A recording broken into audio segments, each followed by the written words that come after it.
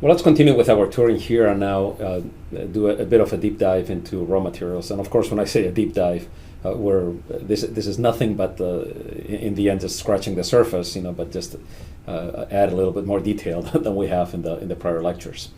So here's a very, very top level, simple taxonomy on engineering materials. Now, rest assured, you're going to look at all this in far more detail in subsequent classes. Our only objective here is to sort of open the window sort of quickly into the world of choices that you face as you proceed with your designs. Okay, so from a very top level perspective, we have metals on one side, non-metals on the other.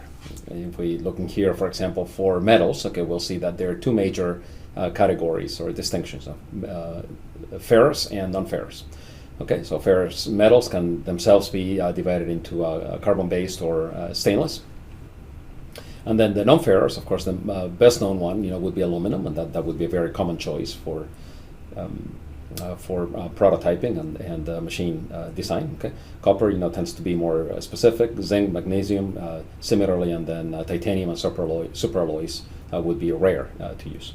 Okay, on the non-metals side of the equation, we have plastics, of course, very, very common. These are two major classifications: thermoplastics and thermosets. In there, so under thermosets, for example, we would find rubbers, we would find elastomers, we would find phenolic materials. So this tend to be harder, tougher, more temperature resistant, but also more brittle. So there's a whole world of differences in there. Okay, composites materials, that tends to be quite a bit more specialized than when you're talking about metals or plastics, but that's definitely an option. Now, a particularly uncomplicated type of composite there is wood, of course, naturally occurring. And then we have ceramics in there that tends to be also more of a specific category. So I think the best way to look at this is to go back to our trusty McMaster website here and get back to the raw materials page, and here you see it. Okay. So again, just a quick flyby. So there are the metals. Okay, you can also have shim stock. So this would be shim, meaning a very thin plastic. Rather thin width material for leveling primarily. Okay, you can also get materials in the form of wires, which sometimes you need. Imagine, for example, that you have a wire drive. In other words, you're pulling on a wire, to move a mechanism. So this would be a possible use. Okay, wire cloth we've talked about, expanded metal. So. This is if you need a strainer type of situation or ability. Okay, there are plastics in a whole world of its own. Similarly for ceramics, graphite, carbon fiber. Okay, so this a bit more specialized. And then some other ones in here like fabrics. Okay, felt, wood, glass. Okay, insulation. Well, certainly if you're doing anything heat related, that will come in handy. Foam, rubber, casting compounds. So this is if you want to make a mold and then make a part out of that mold. Immense flexibility and immense possibilities in there, primarily or particularly in conjunction with rapid prototyping. Again, another topic we'll revisit.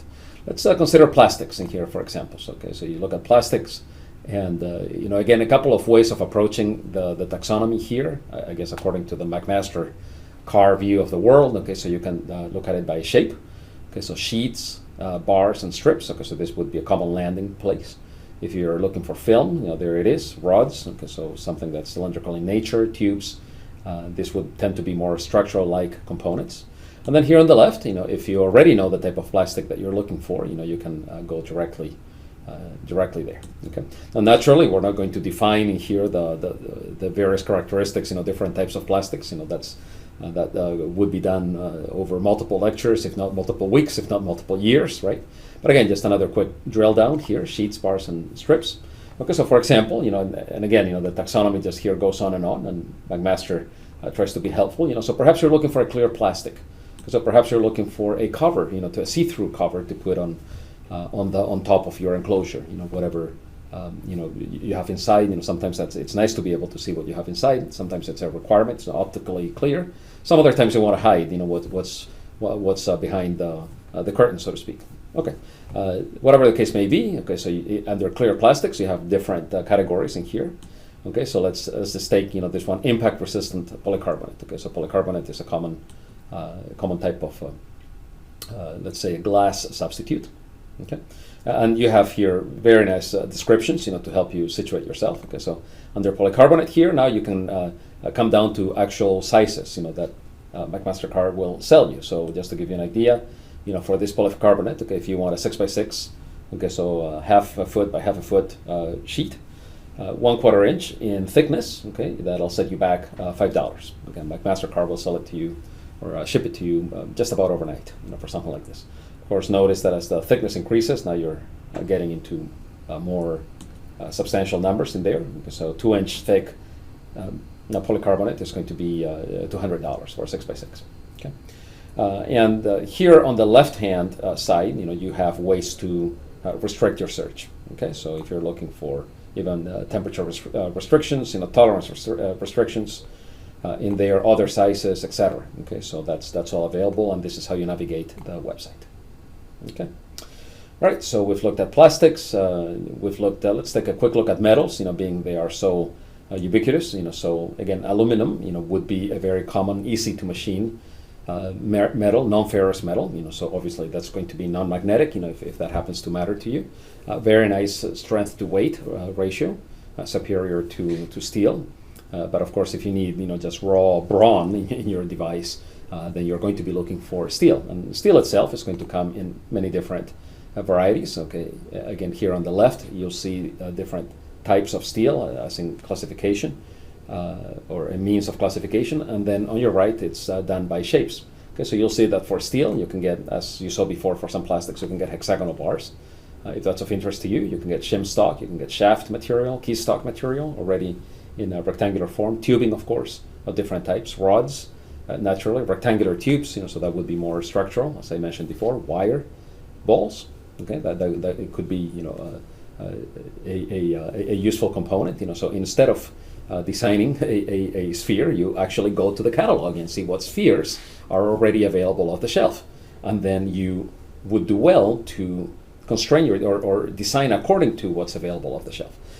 This last point, this is really the key point of this particular lecture, okay, that whatever component you think you might need, if you can lean on something that's already available, if the price is right, if the availability is right, and of course, if the purpose of your design is not diminished in any way, or it's diminished in a manner that you can live with. In other words, you're not losing any functionality or not serving your primary purpose, then you would avail yourself of the off-the-shelf component, and then that would actually drive your design. You would actually adapt certain dimensions, certain aspects of your configuration to fit this particular component that now, instead of having to machine yourself, you can simply buy, get overnight and put to use right away.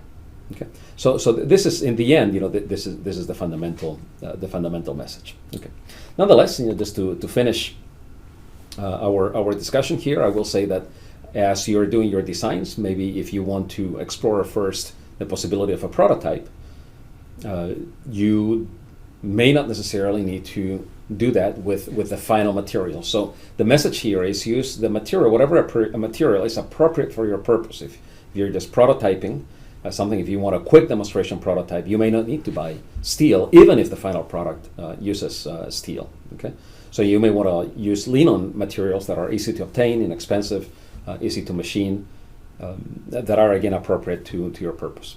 Okay, so again, from a prototype perspective, there you see at the top of the list cardboard. Perhaps to get your point across for a preliminary design, cardboard, it's all you need. Well, in that case, you might just go to an office supply store. Okay. Foam board is also something readily available from an Office Depot, Office Max, type of, or Staples type of place. Okay, wood is also perfectly appropriate. Frankly, if I were looking for wood, I just go to Lowe's or Home Depot. Okay, something like this. Now, whenever you're talking polymers, this is the place where you might check, with the McMaster-Carr website, to see what's available. Notice that that's up to a certain point, that makes sense. Once you start getting into the heavier and heavier materials, particularly steels, you may not want a big chunk of steel shipped, from a distribution center. For that, you might want to go look at a local resource. And here in the, again, North Texas area, Dallas-Fort Worth Metroplex, there are a lot of places where you can find raw material stock for plastics and raw material stock for metals, both ferrous, non-ferrous, specialty, and so forth. Okay. And then down here at the very bottom, I have others, so refractory materials. So we're talking now ceramics. If your design has something that is dealing with high temperatures, then you will want to use ceramics, like for example alumina, that supplied in slabs, that is to say in sheets, as well as in bars, as well as in rods. Okay. If you need something very, very high strength, now you're talking, the domain of specialty metals, super alloys. Typically, it'll be titanium or something of the like, and you'll want to pay close attention to who can machine that titanium for you. Thermal in there is referring, for example, to copper. If you have a design where you need very good heat transfer characteristics, well, copper is obviously the one of the major choices. Now, copper is quite a bit heavier, for example, than aluminum. As it's easy to machine, but quite a bit heavier. So you'll want to compare the merits of relatively inexpensive aluminum, to the higher performance copper. Okay, so in some cases, a little bit more aluminum, may do the job, of the copper.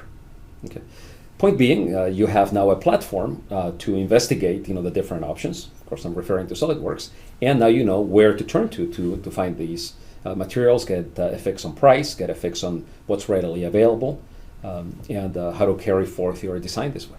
Okay. So hopefully, just with these few indications, we've done enough, to open up the window into this world of design, into the world of available components, and we'll just close it up with a bit more of a detailed discussion of fasteners.